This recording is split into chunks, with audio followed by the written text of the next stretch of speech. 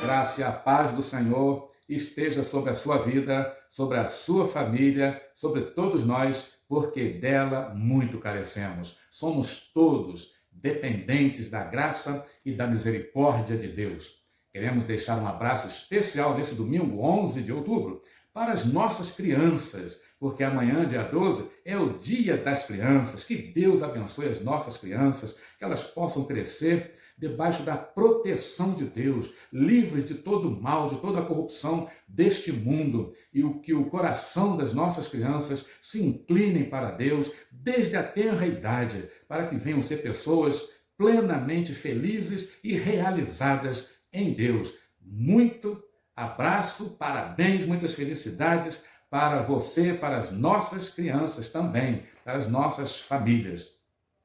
Neste canal da Igreja Batista em Cabo Verde, a primeira Igreja Batista inaugurada em Cabo Verde, está ali no bairro São Judas, nós nos preocupamos sempre em orar pelas famílias, orar uns pelos outros e em proclamar o Evangelho de nosso Senhor e Salvador Jesus Cristo em sua essência. Paulo disse que mesmo se um anjo do céu chegasse, falou isso à igreja dos Gálatas, pregando o evangelho diferente do que ele pregava, do que Cristo deixou para os seus apóstolos, fosse considerado anátema, rejeitado, amaldiçoado, para o qual nem olhar nós deveríamos. A igreja lá da Galácia, dos Gálatas, que receberam essa carta, e as cartas, a orientação é que as cartas fossem lidas nas igrejas, uma igreja passasse para outra igreja a carta que recebeu dos apóstolos, de Paulo, de João, de Pedro. Então elas trocavam essas cartas, não tinha a Bíblia completa ainda. E serve para todos nós. Nós hoje vivemos tempos difíceis, em que muitas pessoas estão escandalizadas, desanimadas com o Evangelho, por causa de falsas interpretações do que vem a ser o Evangelho. O termo evangélico, hoje, está sendo um termo menosprezado por muitas pessoas. Algumas até com razão, porque muitos têm dado escândalo usando o nome de evangélico. Muitas pessoas olham o evangelho também como apenas mais uma religião. Isso é um plano diabólico, esse plano. Desde Jesus Cristo, desde quando Jesus foi crucificado e ressuscitou, Satanás colocou em prática um plano seu para negar o Evangelho, para negar a obra de redenção de Cristo na cruz do Calvário. Foi inventada ali uma história com os guardas que estavam de plantão, ali no túmulo de Jesus, que o corpo de Jesus fora roubado pelos seus discípulos. Uma historinha da carochinha, pior do que uma historinha da carochinha, porque soldado, naquela época, pagava com a própria vida um descuido desse, Deixar que discípulos que não eram militares, não eram treinados para a guerra, eram pescadores, eram pessoas comuns, os discípulos chegassem ali e simplesmente roubassem o corpo de Jesus. O que a guarda estava fazendo ali? Uma guarda preparada para isso, treinada para isso. Então, mas muitos preferem, às vezes, crer em historinhas. E dizem que é difícil crer no Evangelho, porque como é que pode? Como é que pode um Deus se fazer carne, habitar entre nós, morrer na cruz pelos nossos pecados? Isso é uma história muito sensacional, muito difícil de se acreditar, e não sei o quê. Eu prefiro acreditar em historinha, Prefiro acreditar em outras historinhas. Então, muitos olham o Evangelho como que se o Evangelho fosse apenas uma opção religiosa, mais uma dentre muitas. Lembremos-nos que quando Jesus veio inaugurar o seu ministério, aqui na face da terra, inaugurar o reino de Deus, ele disse em Marcos 1,15, é chegado a vós o reino de Deus, arrependei-vos e crede no Evangelho. Não disse é chegado a vós uma nova religião. A Bíblia não prega religião, mas é chegado a vós o reino de Deus, o reino. Arrependei-vos e crede no Evangelho. Nós queremos pensar daqui para frente, por alguns dias, o que é o Evangelho? O chamado eficaz do Evangelho. O chamado eficaz. O que é eficaz? É aquilo que cumpre o propósito de Deus. O chamado do Evangelho é um chamado eficaz. O que é o Evangelho? Para que todos saibamos o que é o Evangelho bíblico, para saber distingui-lo daqueles evangelhos anátemas que estão lotando televisão, mídias, e de várias maneiras, né? Evangelho da prosperidade e outros nomes, né? Vi há poucos dias, essa semana, um líder aí, de uma igreja da qual ele é dono, na verdade, uma igreja mais para empresa religiosa, falando sobre a fé, assim, numa conversa íntima. Isso invadiu o meu Facebook como um vírus, né? E eu tratei de tirar aquilo, mas ouvi a pessoa falando sobre fé. Fé é uma revelação. Fé é uma revelação. Ficou o tempo todo, ele, a esposa, a filha. Fé é uma revelação. Por exemplo, quando eu olhei para minha esposa, antes de escolhê-la como a minha namorada, noiva, não sei o quê, ela tinha 3 irmãs, ou eram 3 irmãs, e eu olhei para ela e falei, é essa, isso é fé. Eu tive uma revelação de Deus e isso é fé, e não sei o quê. Fiquei, meu Deus do céu, não é isso que a Bíblia chama de fé. A fé é o firme fundamento das coisas que se esperam, que não se veem, mas se esperam, com certeza. A certeza das coisas que não se veem, né? Em Deus. A fé, ela se realiza em Deus, segundo o propósito de Deus. Nós queremos falar sobre o Evangelho e sobre a fé salvífica, a fé para a salvação. Então, o chamado eficaz do Evangelho. Em primeiro lugar, o que é o Evangelho? Né? O que é o Evangelho? Seria o Evangelho uma religião? Já dissemos, não. Jesus não disse, eu vim pregar a vocês uma nova religião, arrependei-vos. Não, ele disse, eu vim trazer a vocês, é chegado a vós o reino de Deus, arrependei-vos e crede no Evangelho. Marcos 1,15. A primeira mensagem proferida pelos lábios de Jesus em seu ministério aqui terreno, né? Então, vamos começar pensando no Evangelho, nesse chamado eficaz, o chamado que realiza, que cumpre o propósito de Deus para a nossa salvação. O Evangelho, as boas novas de Deus para a salvação. Há um velho hino no Inário dos Batistas, o inário mais antigo, chamado O Cantor Cristão, o hino 188, que diz assim, as novas do Evangelho já se fez ouvir aqui. Boas novas tão alegres, elas são para quem ouvir. Quem quiser ouvir, né? Porque Jesus sempre terminava os seus sermões dizendo, quem tem ouvidos, ouça, né? As suas cartas lá, no Apocalipse, as 7 cartas, 7 igrejas, quem tem ouvido para ouvir, ouça. Né? Quem quer ouvir, quem quer dar crédito, né? Salmista, aliás, o profeta Isaías perguntou, Senhor, quem deu crédito à nossa pregação? Paulo repete isso, essa pergunta de Isaías, pergunta angustiante, né? Quem deu crédito à nossa pregação? Aqueles que querem ouvir, né? A mensagem do Evangelho, o chamado do Evangelho, as boas novas da salvação em Cristo Jesus, pela graça de Deus. Então, olha o que Paulo fala. Aos que predestinou, a esses também chamou. E aos que chamou, a esses também justificou. Justificou da culpa, da condenação. Então foi justificado, diz Paulo aos Romanos capítulo 5. Justificados, pois pela fé, temos paz com Deus. Por meio de quem? Da religião? Das boas obras? Também não. Do merecimento de cada pessoa? Também não. Justificados, pois pela fé, temos paz com Deus por intermédio, por meio de nosso Senhor Jesus Cristo. Ele é o único mediador entre o ser humano caído no pecado, condenado pelo pecado, Romanos 3, 23, né? Ele é o único mediador entre o ser humano, eu e você, todos nós, de todos os tempos, caído no pecado, e o Deus Santo, o Deus de amor e graça, ele é o único mediador. Ele media, ele toma a mão daquele pecador que se arrepende, que ouve esse chamado do Evangelho, e arrependido, nele crê, ele pega na mão e reconcilia, pega na mão de Deus, né? Sendo ele Deus encarnado, né? Deus estava em Cristo reconciliando consigo o mundo. Uma das mensagens mais maravilhosas da Bíblia, né? Paulo também escreveu isso aos Coríntios. Deus estava em Cristo reconciliando consigo o mundo. O próprio Deus tomando a iniciativa de vir em Cristo Jesus para reconciliar o pecador perdido com ele. O pecador, que nós queremos dizer, é o ser humano, homem, mulher, né? E esse é o chamado do Evangelho. Então, aos que predestinou lá na eternidade, antes da fundação do mundo, primeiro ele predestinou. A esses também chamou. Olha a ordem.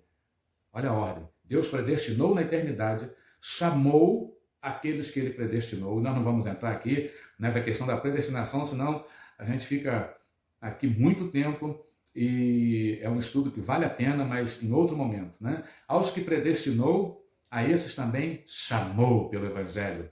E aos que chamou, a esses também justificou, já dissemos o que é. E aos que justificou, a esses também glorificou. Viver a glória de Deus. Começar a viver essa glória aqui, neste mundo. E depois, quando partir daqui, continuar eternamente vivendo na glória de Deus. Que chamado maravilhoso! Como pode uma pessoa em são juízo rejeitar esse chamado? Mas há muitos que rejeitam, porque usam da sua liberdade, né, para ouvir e rejeitar esse chamado. Outros ouvem o chamado, dão crédito a ele, confiam, creem em Jesus como o único, o Messias, Salvador, e a ele se entregam. Então, esses são salvos, né? Então, esse propósito de Deus é realizado. Está em Romanos, capítulo 8, versículo 30. Isso que nós acabamos de ler. Aos que predestinou, a esses também chamou.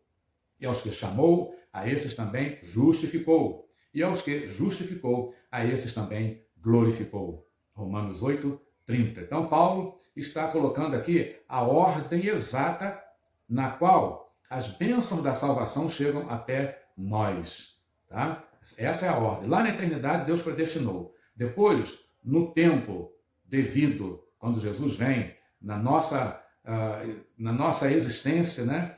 Jesus entra na nossa história, então ele chamou pelo Evangelho e continua chamando.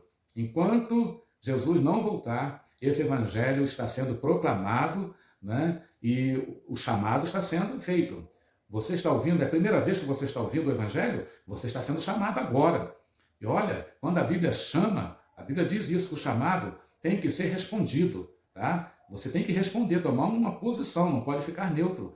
Deus está chamando você para a sua glória, para a salvação, chamando pelo Evangelho. Não é um chamado para mudança de religião. Se você se tornou evangélico pensando que estava apenas mudando de religião, você está numa posição perigosíssima, porque nenhuma religião pode religar o ser humano perdido no pecado ao Deus Santo, Todo-Poderoso. Nenhuma religião. Mesmo se alguém disser, mas é a religião evangélica que eu pertenço. Não, ela não liga. Nenhuma igreja, tem um nome que for evangélica, católica, qualquer nome, não religa o homem a Deus, apesar de que a palavra religião em latim é religare, né? Mas não religa. Jesus Cristo é o único mediador entre Deus e os homens. E é ele quem chamou. Ele chamou, vinde a mim. Ele disse, vinde à religião que eu vou criar. Vinde à religião tal. Vinde a mim, disse ele. Eu vou aliviar vocês. E aquele que crê em mim tem a vida eterna. Então, é um chamado para a vida eterna, para a salvação em Cristo Jesus, o Evangelho. Então, esse é o processo, a predestinação na eternidade, antes da fundação do mundo, chamado pelo Evangelho. Os que atendem ao chamado são justificados por Deus, livres da condenação, da culpa, justificados, e são glorificados por Deus. Que coisa maravilhosa, né? Por que esse chamado é eficaz? Por que o chamado do Evangelho é eficaz? Quando Paulo diz isso, que nós acabamos de ler em Romanos 8:30, indica que esse chamado é um ato de Deus, por isso que ele é eficaz. Deus é todo poderoso. Se o chamado é dele, é um ato dele, vai cumprir o seu propósito. Então, Deus predestinou e chama aqueles que ele predestinou. E esses chamados vão ouvir, vão crer e serão salvos. É um ato de Deus, de fato. Especificamente de Deus. Outros versículos descrevem mais plenamente o que é esse chamado do Evangelho. Pedro, em sua primeira carta do apóstolo Pedro, capítulo 2, versículo 9, ele diz que nós somos chamados, o chamado do Evangelho, vamos colocar assim, né? O chamado do Evangelho é um chamado das trevas para a maravilhosa luz de Deus. Das trevas para a luz. Veja, não é da religião A para a religião B, mas é das trevas para a luz. Você pode ser de qualquer religião e estar em trevas espirituais. Nicodemos foi um grande mestre em Israel, cumpridor dos 10 mandamentos, da lei, dos profetas, né? E ele foi procurar Jesus, ele tinha dúvida sobre a salvação, a vida eterna. E Jesus disse para ele, Nicodemos, é necessário nascer de novo. Sabe o que significa isso? Ser regenerado pelo Espírito Santo. Passar por essa experiência de novo nascimento, de salvação. Nicodemo não sabia, não tinha passado por essa experiência e era um excelente religioso. E isso não é dito para ofender ninguém. Ah, está me ofendendo porque eu sou uma pessoa tradicionalmente religiosa, desde os meus tataravós, meus bisavós, e nós cumprimos a religião tal, nós fazemos o bem. Maravilha! Ter uma boa religião que prega a tolerância, o amor ao próximo, né? O temor a Deus, isso é muito bom. A sociedade seria bem melhor se todos praticassem, né? Só que não resolve nada para a salvação. Não ajuda. Jesus não disse a Nicodemos, olha, Nicodemos, você já está meio caminho andado, ou você já andou aí 80%, 90%, porque você já cumpre toda a lei, não é? Então, vamos dar uns ajustes aqui, fazer uma atualização aqui, né? Igual quando a gente pega um computador já bem antigo, há poucos dias tive que fazer isso no meu, quando começou aí, quando começaram as aulas online, tive que levar um técnico a atualizar, porque tinha coisa de 2011, então fazer uma atualização. Então Jesus não falou isso para Nicodemos, não, vamos dar uma atualizada aí na sua religião e melhorar aqui e ali e tal, e está tudo bem. Não, você tem que nascer de novo, você que é bom, você que é religioso, tem que nascer de novo, Nicodemos. Isso é a mensagem para mim, é para você, para todos nós. Tem que nascer de novo, é um chamado das trevas para a maravilhosa luz do Senhor. 1 de Pedro 2:9. É um chamado para viver em comunhão com o Filho de Deus, Jesus Cristo. Uma comunhão que começa aqui e vai para toda a eternidade. 1 Coríntios 1:9. Esse chamado. Atos 2:39. Chamado maravilhoso do Evangelho para viver em comunhão com Jesus Cristo, para viver no seu reino de glória. Esse é o chamado do Evangelho, viver no reino da glória de Deus e de seu Filho, Jesus Cristo.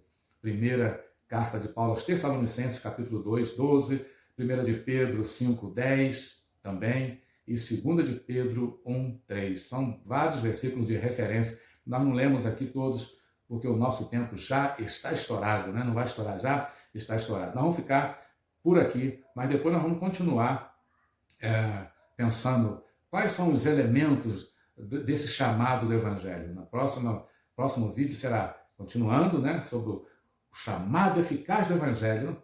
Quais são os elementos desse chamado do Evangelho? Nós vamos entrar na pregação, coisa maravilhosa. Nós esperamos você e a igreja está se preparando para retornar presencialmente ao templo, ali no bairro São Judas, possivelmente no dia 25 de outubro. Estamos ajeitando ali para voltarmos segundo as normas, né?